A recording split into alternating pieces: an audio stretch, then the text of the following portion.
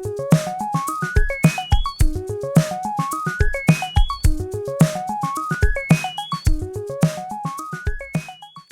what's up you guys, The Curious Owl here, and today I will be starting my reading vlog and review of The Dead Zone by Stephen King. Let me get into some information about The Dead Zone before we go into the actual reading of it, because I want to kind of give a little bit of a background on this book. I will say I have tried reading this before. This was one of, I think, the first Stephen King books I ever tried reading, and I was a senior in high school, I believe, and at the time, I think I was just not in a good headspace to try to read this, because a lot of Stephen King's books sometimes take, some actual, like, physical thinking kind of thing. So at the time, I think I had got through like 50 pages of it and then couldn't read it again, and then when I decided to do this reading series, I was really excited to get back to this one because I remember hearing about the TV show The Dead Zone with, I think it's Anthony C. Hall. I remember when that show had come out because I was like probably 7 or 8 when it did, and my grandfather loved the series. He thought it was really good. My grandmother, and my mother both read this and really loved it. I believe my aunt did as well. And I've heard nothing but really good things about just the overall story of The Dead Zone and then how the adaptations were in terms of how true they were to the story. So according to my notes, this book did come out in 1979, the same year as The Long Walk. However, in my last video, like I said, most of us know that The Long Walk came out in 1979 under King's pen name, Richard Bachman. This book came out in 1979 under his name, Stephen King, his real name. So these both came out within the same year. I'm not sure of what the difference is in the time, whether it was a few months or if it was like the whole year. I'm gonna actually look that up right now with you guys. So The Long Walk was published in July of 1979. Dead Zone was published August of 1979. So we have about a month, almost 2 months, I think, because it was published August 30th, 1979. So we've got about a 2-month gap between books, and nobody knew the difference between Bachman and King at first. So that's very, very interesting. So this basically is one of Stephen King's first science fiction thrillers. It's not the very first, because I think technically with the telepathicness that was in Carrie, I think technically that would be considered almost science fiction-y. This follows a man called Johnny Smith who awakens from a coma of nearly 5 years and now experiences clairvoyant and precognitive visions triggered by touch. His visions have limitations, and when information is beyond his perception, Johnny refers to that information as being trapped in the part of his brain that is permanently damaged, the dead zone. The novel also follows Smith's search for a serial killer in Castle Rock and the life of Greg Stilson, a rising politician, both of whom are evils Johnny must eventually face. So there seems to be 3 possible perspectives in this. Hey, it's Editing Gabby here. I realize now, after having been away from this book for a little bit, that I was actually wrong. So the book in totality actually just follows Greg and Johnny, and the serial killer that he follows in the story is kind of like an additional thing that's in the story. I mentioned later on in this video how I feel like Greg is actually the one that's the serial killer. That's not 100% true. He does have some very violent tendencies over the course of the novel, but there's a whole point of the story that I got very confused, I think, with what the serial killer character is supposed to be, and I think that there is a whole aspect of the story that there's like just a whole separate entity of violence that happens, and then there's Greg, who is this politician who is not, all he's cracked up to be kind of thing. So just want to let you guys know there is a little bit more of a distinction between the serial killer and Greg, and they're kind of separate things that Johnny does end up basically having to figure out things about as the story goes on. So according to the Wikipedia page, this was the first of his novels to rank among the 10 best-selling novels of the year in the US. It was nominated for the Locus Award in 1980 and was dedicated to his son Owen, and it's the first story by King to feature the fictional town of Castle Rock, which serves as the setting for several later stories and is referenced in others. So then there also is a TV series called Castle Rock that takes place in the fictional town and makes references to the Strangler, whom Johnny helps track him down in the Dead Zone, which I believe that's the serial killer, is the Strangler. This spawned a 1983 film adaptation and the television series that I was mentioning earlier that my grandfather had really loved. In the novel, the phrase Dead Zone refers to the part of Johnny Smith's brain that is damaged beyond repair, resulting in his dormant psychic potential awakening. The movie adaptation starred Christopher Walken as Johnny, where it's the dead zone refers to blind spots in his precognitive visions that represent the future is capable of being altered. I had the name wrong slightly, but in the TV series starring Anthony Michael Hall, that's his name. He's basically the nerd character from The Breakfast Club, if any of you guys know that, except he's all grown up. The phrase dead zone refers to the dormant part of Johnny's brain that awakens and is the direct source of his psychic power. The Dead Zone TV series, I remember when I was a kid, was really popular. A lot of people really seemed to like it in terms of an adaptation and just as a standalone series by itself. My grandfather, like I said, liked it. I think my mom really enjoyed it too.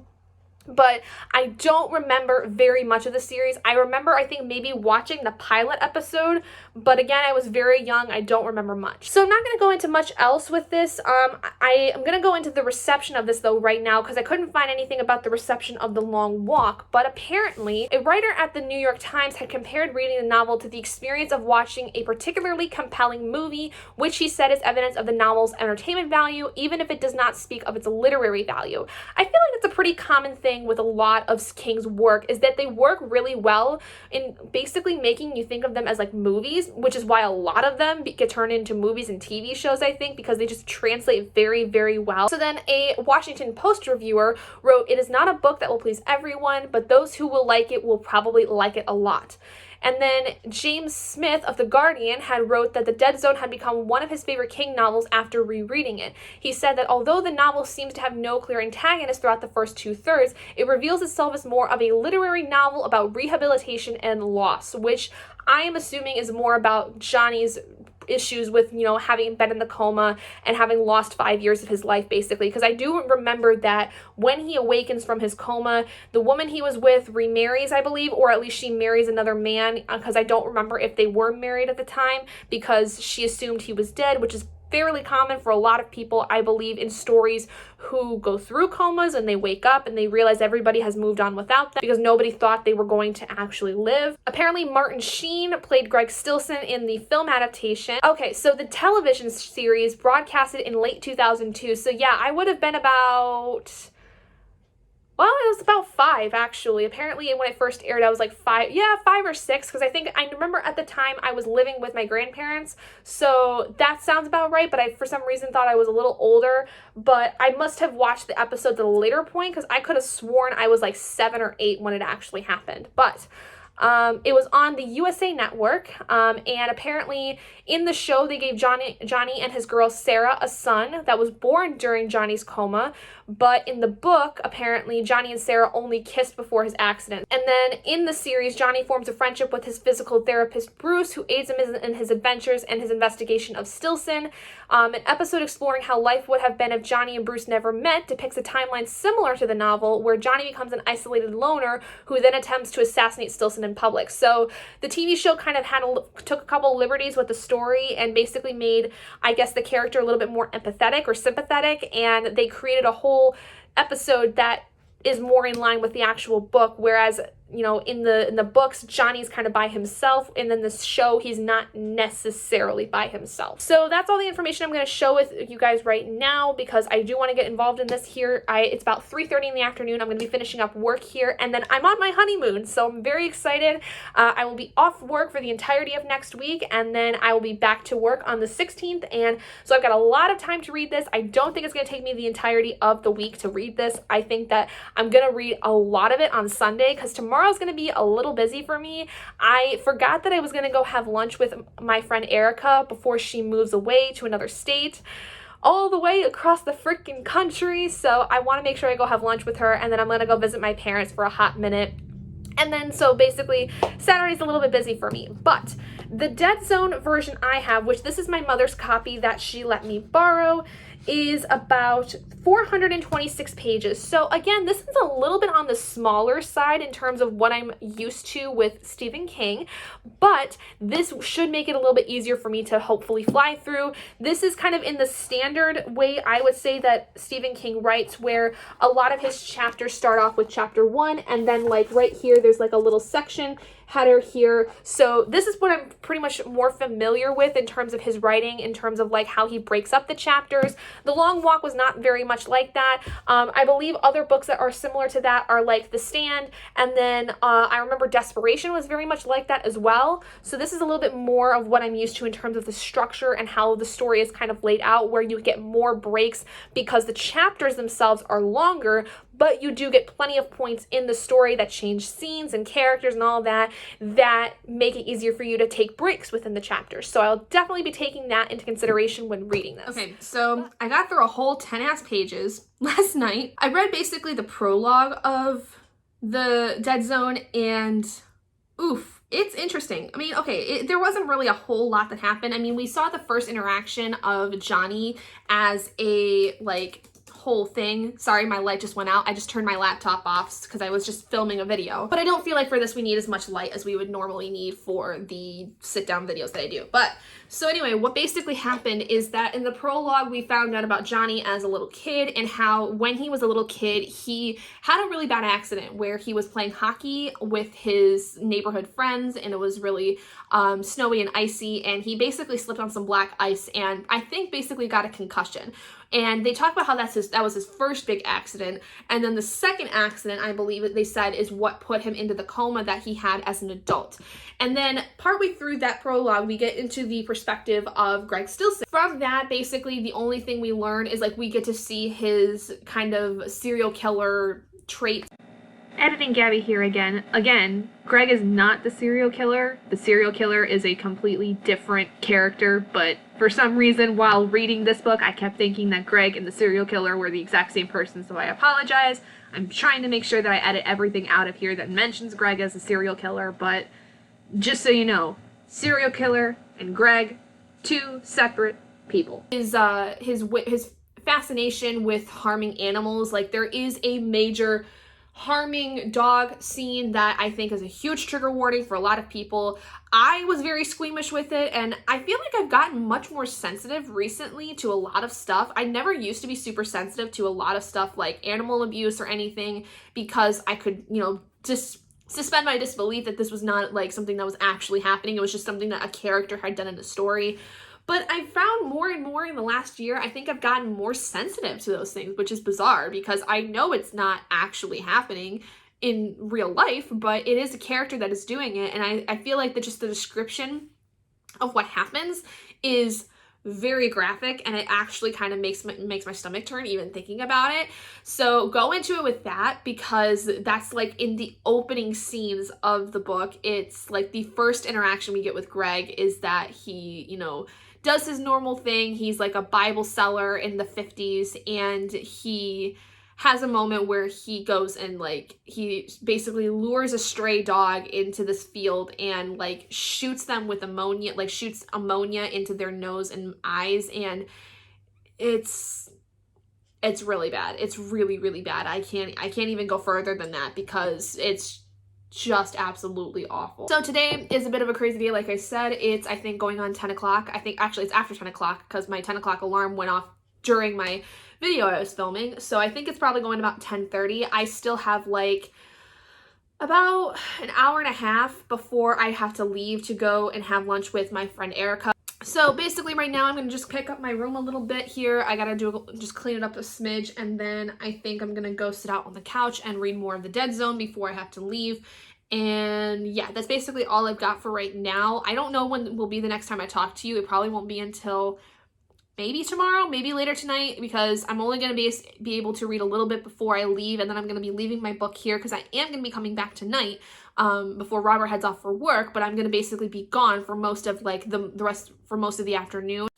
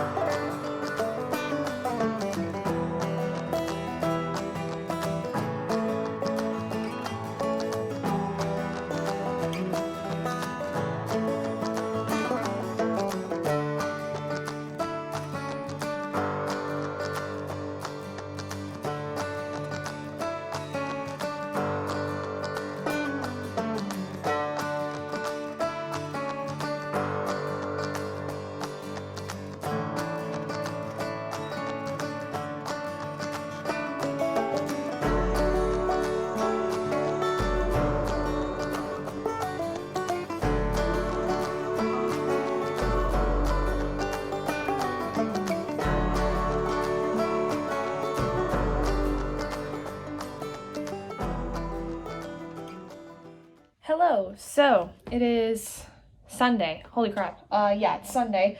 So yesterday was a little busy. I did end up reading about 41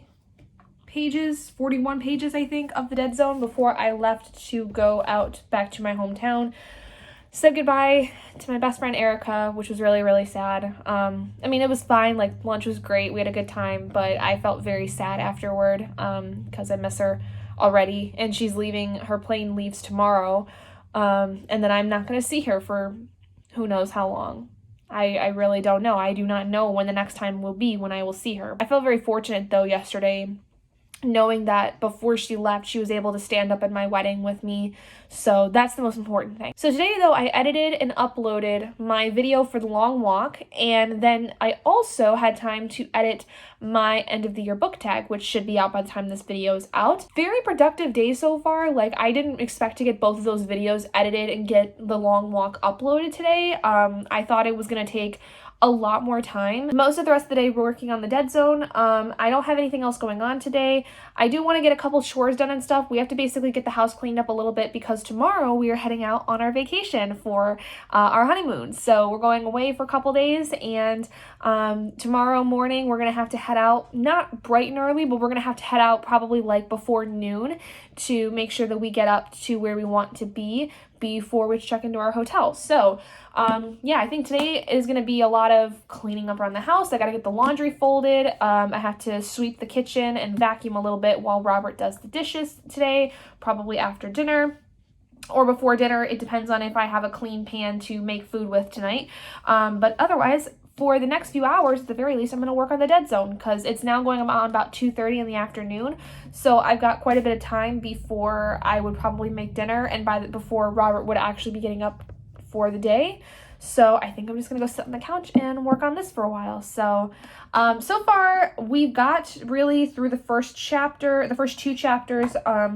And basically all we've learned so far is that there has been some interesting development with Johnny, because ever since he had that accident as a kid that we talked about in the prologue, he is actually able to have some kind of precognitive-like things happen, because the very first chapter he goes out on this date with a girl that he is like, it's his coworker. They work at a school together. He's a teacher, she's a teacher.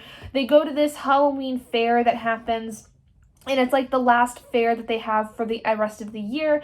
And he basically goes, and before they leave, they find this thing called the Wheel of Fortune. It's basically almost like a roulette table of sorts, but it's not quite a roulette table. And he ends up winning a bunch of money, and it turns out he basically tells Sarah, who is the woman that he is on this date with, that ever since he was a kid and had gotten in that hockey accident, he's been able to have these really strange moments where he gets this kind of like feeling of something like, not quite a vision, but he can kind of like start to guess what's going to happen next. Like he has a bit of a precognitive thing happening, so he does have some little inklings of that. And then unfortunately, in the second chapter, he does get into the big accident that causes him to go into his coma. So that's basically all I've got to so far. I think this next chapter is going to be like calling the parents and talking to Sarah about the fact that Johnny is in the hospital. And here is where we're going to start. I think after this point, we're going to jump ahead about 5 years, maybe see something else from Greg Stilson. And otherwise, we're going to basically jump ahead 5 years in time to when Johnny finally wakes up and he realizes that everything has happened while he's been asleep, basically. Okay, so I only have about 8 minutes before I have my therapy appointment today, but as you guys can see, I'm home.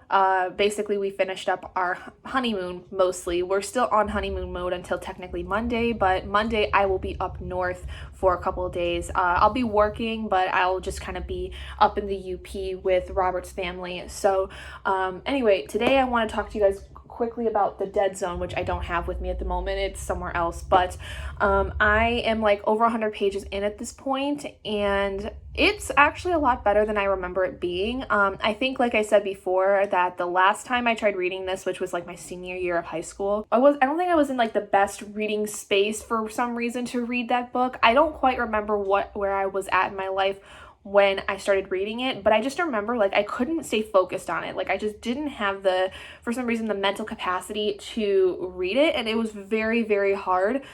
So I'm actually glad that I'm reading it now because I think I'm actually retaining more of the story.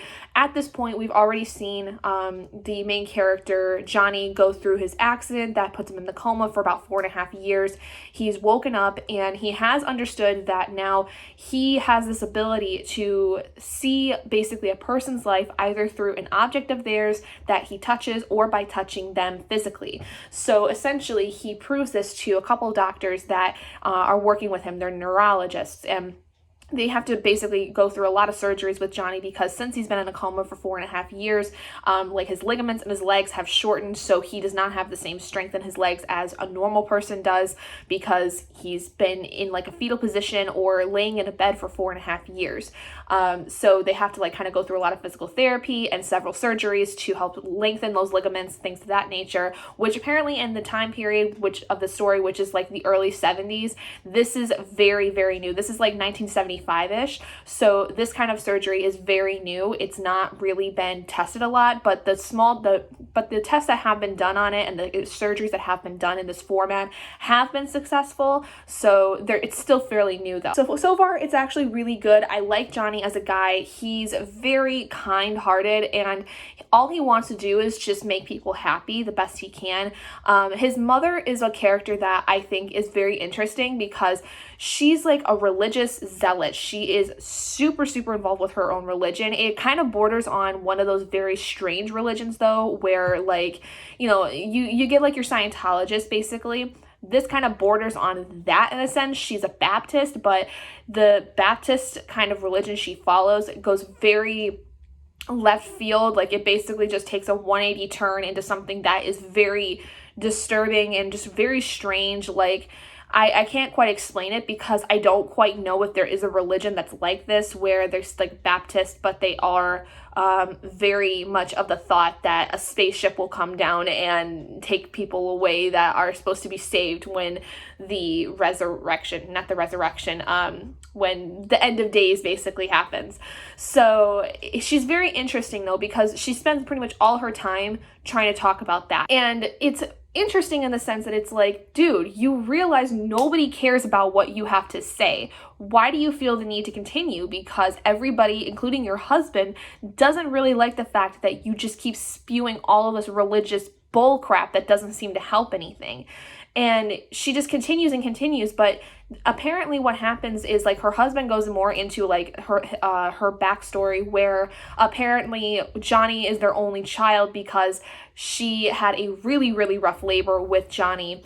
And it basically led her to having to have a hysterectomy, which back then was not, I don't think it was as common. Like some women get a hysterectomy for medical reasons, and this was a medical reason because apparently I think she must have had some kind of cancer following Johnny's birth. Like she had a really rough labor, it really messed up her uterus, and then later on, I think if I remember correctly, the book said that she had developed uterine cancer, which it was caught early enough to where she would have a hysterectomy. I can't remember off the top of my head, but basically the husband goes into like how this woman has gone through a lot since having had Johnny. And so that's kind of why she drove herself into religion, because she couldn't have more kids. And so she was trying to find like a reason as to why that's happening. So she believed it was God's will. She became Baptist. She became very, very religious. But somewhere along the way, and it was probably exacerbated by Johnny's accident, she became way, way more involved. She became almost like just a complete crazy person because of how much she put stock in her religion. The book talks about how during Johnny's coma, she goes through this whole thing where she spends money on these ridiculous artifacts that don't seem to have any worth, that they might be kind of con artists. Like they're kind of the tools and kits that like evangelists would basically put out to people saying, hey, this is going to cure everything. Just pay $50 for it and it's yours and it will cure everything you ever have any ailments for. So that was not always necessarily true. So there's a lot that goes into this about kind of evangelism and a lot about like crazed religion, I think, especially during the 70s, because if I remember correctly, that was like a huge boom of evangelist like religions, like the 70s and the 80s were like a really big boom of that. That's something that I want to actually do some more research in, because I feel like that it's such a big part of this character that King wants us to know exactly what was going on during this time period for women like Johnny's mother, because, you know, he always puts these things in his books that are supposed to be references to the time period, but unless you were from that time period and had grown up and understood what was happening during that time, you would not understand it. This was a huge reason I had a big problem with a lot of the stuff in The Long Walk, was because I couldn't understand a lot of the references. But thankfully, somebody who's read The Long Walk about 30 times and has researched everything there is to know about The Long Walk in my Long Walk video had listed every kind of reference and every kind of thought that they had about the book in that video. Like, I think there's 30 comments almost from this one person with all this different information that you can look up if you've read the book and don't understand some of the references, because they make a lot of references to like 1960s commercials or shows or anything like that. So I definitely feel like that this is something I want to research more into to kind of get some ideas on what exactly during this time was happening with like evangelist religions, because it seems like this would have been a very important time in that for King to bring it up and make his mother, Johnny's mother, kind of an evangelist almost kind of person, considering that she was Baptist. Okay, so we are about 213 pages into the Dead Zone now. I am getting about halfway through it, I think. And so far, what's really interesting with this is that, as weird as it is, I feel like this is the first book in all of King's catalog so far up to this point that feels the most grounded kind of story.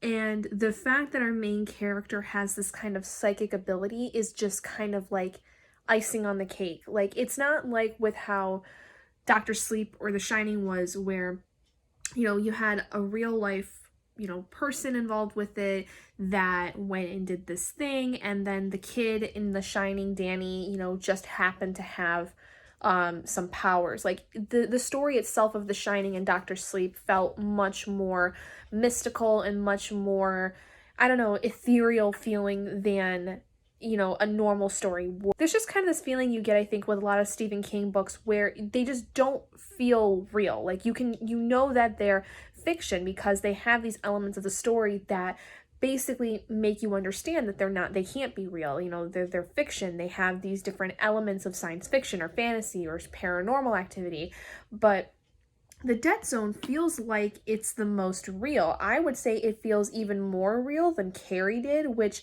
Carrie had, you know, telekinetic abilities, but the story itself almost felt ethereal, and I think it was because of the way the formatting was, because Carrie was a combination of like transcripts and interviews and news reports of what happened at the end of Carrie, and then there was also basically the whole story of leading up to what happened, and you kind of were bouncing back and forth between the pieces that came out after the accident and things that happened before. The Dead Zone, though, it just feels so much more real, and I feel like a lot of that has to do with the way that King has written this book. The writing of this is so very different, I think, compared to a lot of his other works, where it's much more plain. It feels grounded. It doesn't feel like King is trying to allude to so many different things within his writing. Like, this is, I feel like, the most clear-headed, the most I don't quite know how to explain it, the most clear-cut, I guess, way of writing that I have seen of King as of yet. Because even with Dr. Sleep, which came out years and years and years after The Shining did, Dr. Sleep still had a lot of kind of mysticism to it, because Danny was thrust into all these different things. He was still having a lot of these visions and a lot of these paranormal things happening to him and through him. And so it never felt like Dr. Sleep was at any point really grounded in reality. I feel like the Dead Zone just has so much reality built into it. Like, even the way that Johnny handles a lot of the things that come up as he's come out of the coma and all these things, it just feels real. And then the fact that he's kind of psychic just kind of adds to the story. It just adds another layer to it to make it, you know, still not quite fully reality, but it just feels like something that feels so real. Like it's almost like a contemporary story, which is very strange. I've not had this kind of thought happen with any of King's books up to this point. And actually, I'm really loving it. I really, really love this story a lot. I love Johnny as a character. I think he is just a guy who was living his normal life, and he got basically this power that he didn't realize like would have some kind of, you know, something behind it, and he's just trying to live his life. And unfortunately, because a lot of people in this time period, especially in like the 70s, are very much into the whole like, you know, evangelist kind of idea, and you know, you've got all these tabloid magazines and whatever that are basically, you know, trying to find any kind of mysticism involved thing, because there's all these bad things happening in the world, you know, to distract everybody, because you have like Nixon was recently, you know, resigned from the White House. You've got people fighting about, you know, still communism. You've still got people that are kind of reeling from Vietnam and all these things, and the Korean War. You know, like there's so much negativity in the world that and for a lot of people is like that positive energy that they needed. And unfortunately, Johnny's kind of caught in the middle of it when he, you know, tells a few people at the hospital, you know, these visions he has, and that kind of just spreads around, and now he's kind of this big celebrity, and he doesn't want to be. I mean, this other character named Greg Stilson. In the prologue, we see that he basically, as a young kid, is violent. He hurts a dog. He basically has very violent tendencies. In the book, the only other things we learn about him are that as an adult, he's involved in the police force, and then I believe he becomes a mayor, and currently at this point in the book, he is going to try to run for the House of Representatives, and he basically makes everybody think that he's this great guy, but with certain individuals, in order to get what he wants, he either blackmails them or terrifies them into helping him or doing what he wants, because he is just a terrifying individual. Like there's a scene that I had read earlier today that was involving a college kid who he basically just terrified in order to get this kid to stop being a bit of a jerk in his mind. Like the kid basically was just, you know, disrespectful and all these things according to what Greg was feeling. And so Greg basically scared the shit out of him in order to get him to do what he wanted. So that's kind of the mentality of this man. I don't necessarily know where he and Johnny are going to overlap. I will say I think a lot of this story is like, it's not supposed to be Johnny comes out of the coma right away and then starts going through and figuring out about Greg and all these things. It's very much a story where you're following Johnny from when he gets in the accident to how he traverses, going through things like physical therapy, which is very hard for a lot of people, let alone someone in Johnny's position. And, you know, you're seeing him also then figure out more about this ability he has, and with one of his neurologists trying to figure out what exactly is going on with this. At this point, I feel like because the tie hasn't come in between Greg and Johnny at this point, I'm a little concerned as to why Greg is even a part of this story. But that's just because we haven't really got to a point where Johnny is able to focus on other things. Like at the point that I'm at with him right now, Johnny has got out of the hospital. He's able to walk again. He's able to do a lot of different things now that he probably wouldn't have done, you know, if he, you know, hadn't gone through physical therapy and all these things and all these surgeries. So he is thinking about trying to what he's going to do next, if he's going to go back into teaching, if he's going to do something else. Like he's not 100% certain. So I think soon we're going to find a way where Johnny and Greg kind of overlap. It's probably not going to be much further, probably within the next 100 pages, I would say. But I don't know, something about this book just feels very grounded in reality, and there's just the bonus of having Johnny as a psychic. You know, it's kind of just like a, oh, here you go, cherry on top kind of thing, as opposed to it being a very ingrained part of the story where, you know, you feel the mysticism, you feel the darkness that is involved in the story, you feel the paranormalness of the story. Like, it just doesn't feel like it's supposed to be a fantasy or paranormal based story. It truthfully just feels like it's a contemporary story with a character who, shockingly shockingly ends up becoming, you know, kind of psychic and has this ability that he can't really explain, and it affects how he is able to traverse this new life he has post coma. So it's interesting. It's a very different kind of thing, I think, that Stephen King had tried back in the 70s. I mean, for instance, with The Long Walk, that story didn't feel like a real contemporary story because, for one, based on the way that I now look at it, and having read the comments that I was talking about earlier in this video, that the kind gentleman, I can't remember his name, but he left for me like 30 comments on that video. He said basically it's kind of more of an alternate reality, which makes a lot more sense because that story was very much felt older in the sense that there was a lot of references to old things that I don't know about that a lot of people would probably know about today if they had lived in like the 60s or the 70s. And the way that this person had described it was like basically the way that this story is meant to kind of be looked at as an alternate reality. Like, what if something happened, you know, back then that changed the course of reality to where we get to this point, and this is kind of, you know, the story of The Long Walk when it was published is kind of like everything's been set in stone for a while, something happened, and this has been how things have been for a while. But it's supposed to be in a more contemporary setting, just kind of an alternate reality kind of thing. That story, though, just didn't feel real because there were so many strange things about it, from the atmosphere to the overall competition itself and the fact that it seemed to be a completely different world. You know, there were so many things involved in that one that it felt like it was just not a real grounded contemporary story. Whereas The Dead Zone, it just feels like it's a contemporary story because, truthfully, with the historical context of it, I mean, otherwise you probably could put this in any time period and it would work because the events that take place in the story, mind you, you know, they are historical. There's a lot of talk about Nixon's resignation, when Ford ends up getting placed in power as president, all these things.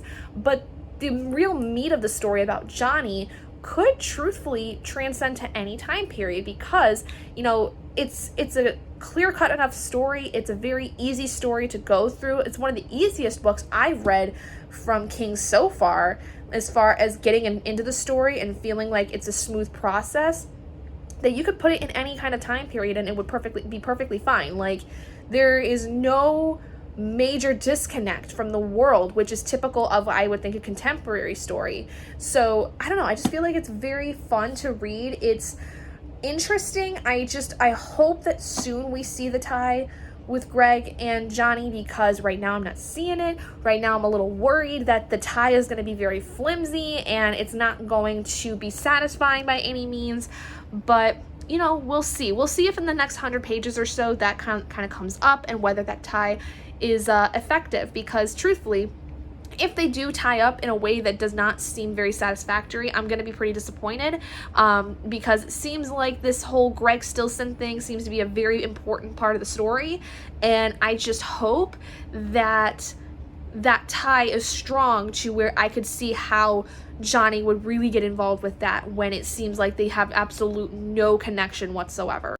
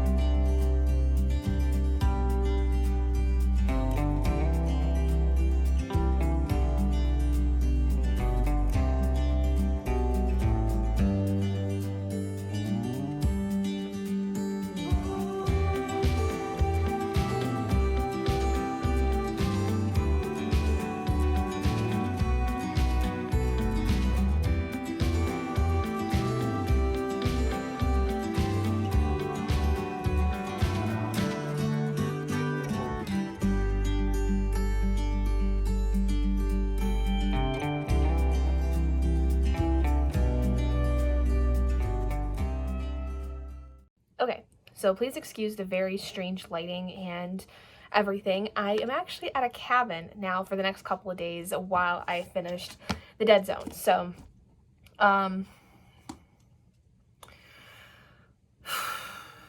don't quite know how to talk about this book in the most succinct way.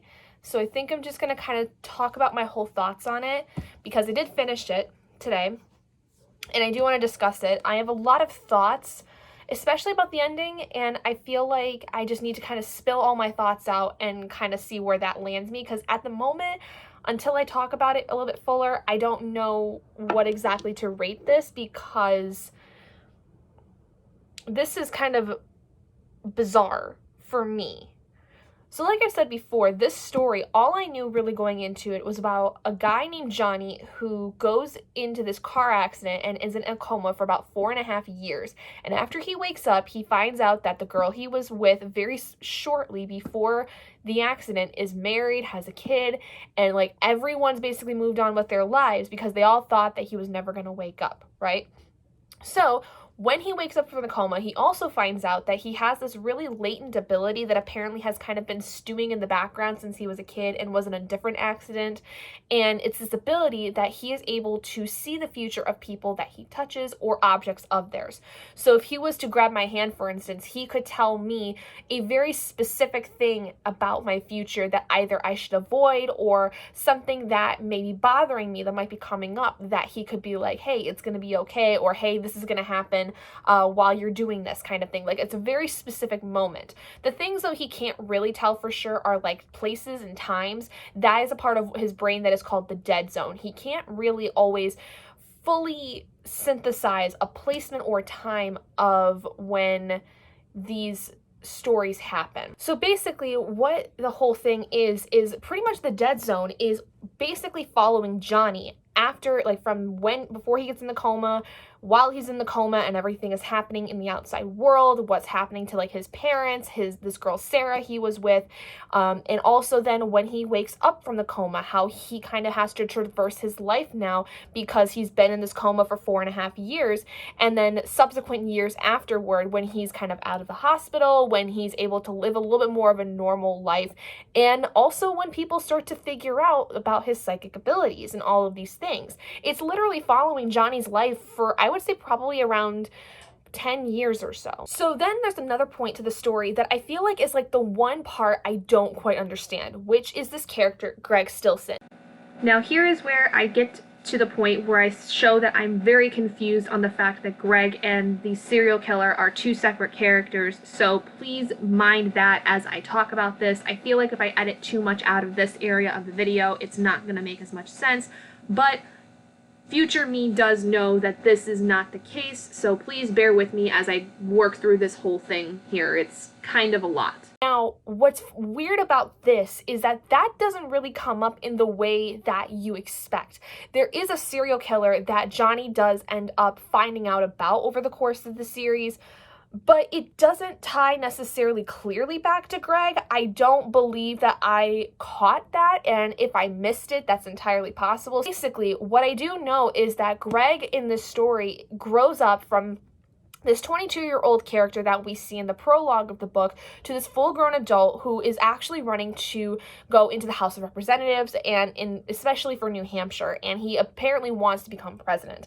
So Greg, though, has a very shady history of dealing with different things. Like, you see throughout parts of the book that he is very shady. He basically threatens people, blackmails people into doing what he wants in order for things to go how he wants them to, in order for him to have a political stance in the world kind of thing. Like, you see that he's not really that great of a guy, but the whole serial killer part I don't think really tracks well, because the point where Johnny, like, actually gets to this whole serial killer portion, it's done and resolved quickly, and it's not with the person that we think it's supposed to be with. And so I'm not sure where the real tie was supposed to be to that serial killer case with Greg, because it doesn't seem to have come up, because the whole tie with Greg comes up much later in the book.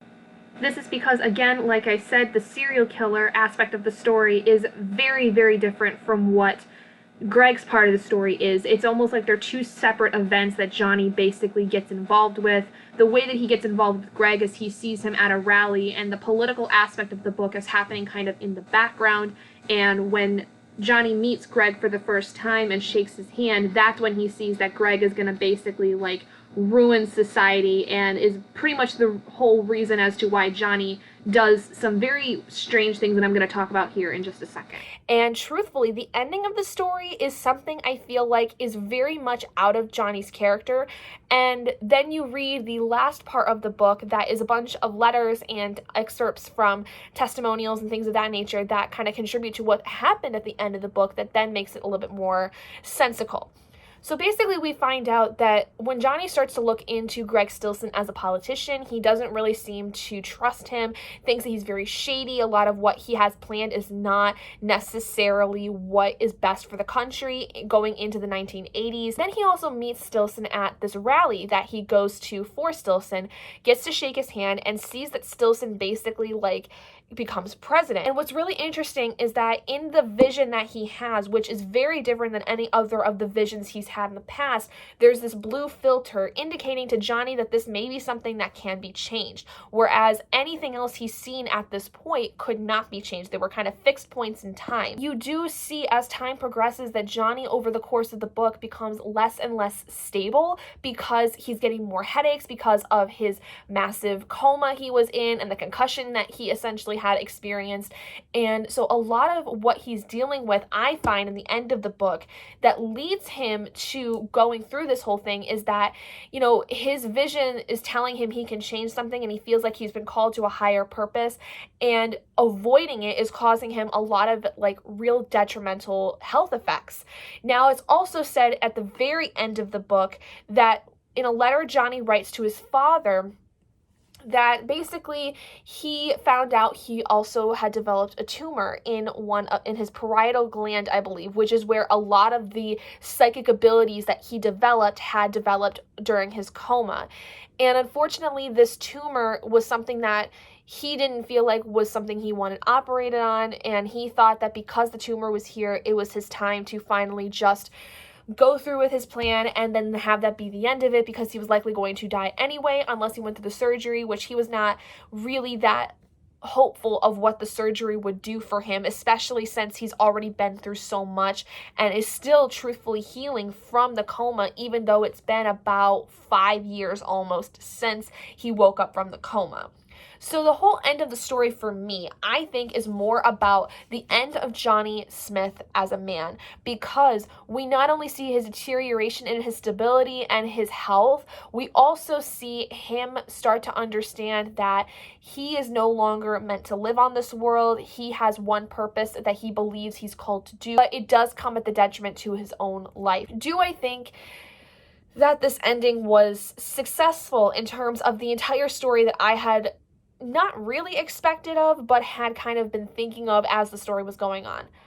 Truthfully, no. I feel like this story was really great up until probably the last third of it. I feel like the last third of this really took away from the whole story of Johnny. I feel like the story of Johnny, as opposed to being kind of like a decrease in stability, should have been, if he was gonna go after Greg Stilson, have him go after him with none of these issues that he was starting to have, because I feel like what that did was it almost made me feel like that Johnny was succumbing to massive hysteria and paranoia due to his mental illness that he had kind of developed over the course of his accident, and how essentially his powers were making him worse and making him into a monster. I feel like that was the way the story was leaning, and I don't think that was the intention, because the end of the story obviously made it sound more like Johnny had clearly decided this was what he was going to do. He was just having so many other things happening to him at the same time. But I still feel like there's a lot of evidence that could support the idea that Johnny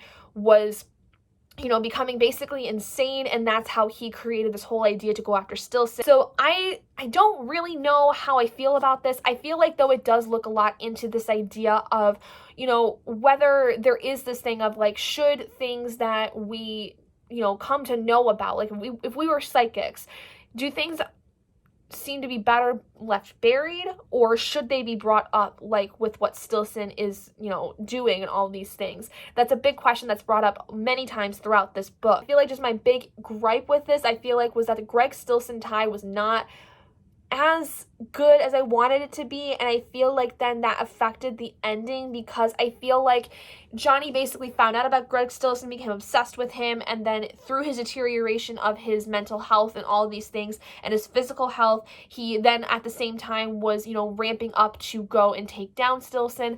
I just felt like that made it seem more of kind of this insanity deal, as opposed to Johnny being a clear-headed individual going after something he believed in, and also then having these things happen to him as he's like preparing for this, which was more along the lines of what actually happened. I think I see this with almost every book I read of his, the more I read his catalog, but his standalones are really good for those of you that are not looking for any kind of long series. You just want a taste of what he does.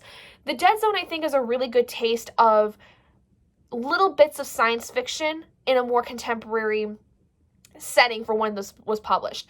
Keep in mind, what I mean by contemporary setting is that this book was published in 1979, so a lot of the references, a lot of the political references in particular, are based in like the 1970s, like 75 to about 79, almost 1980 kind of thing. So if you're not born in those time periods, you might not quite get it, but it is contemporary in the sense that it was kind of a contemporary setting when the book was published itself. I feel like I said, this does, though, still feel like it's a very easy to go through story because it's set in a more real world setting. It's more grounded, but it does have these really cool science fiction elements that are very minute, are very easy to grasp, very easy to understand, and there's not, you know, a whole lot of like ethereal science fiction things behind it. It's just you have a character who, after a really bad accident and having been in a coma for 4.5 years, a man wakes up and finds out he's able to psychically figure out people's futures by touching them or their objects that they own, kind of thing. Like, it's very simple, very clear cut and dry, you know, no questions about it. It's just very direct, and I feel like that's very nice for a lot of people who might want to look into Stephen King but might not want to dive super deep into like the Dark Tower series and how all these books in the Dark Tower series and other books that Stephen King has written are involved in the Dark Tower, like how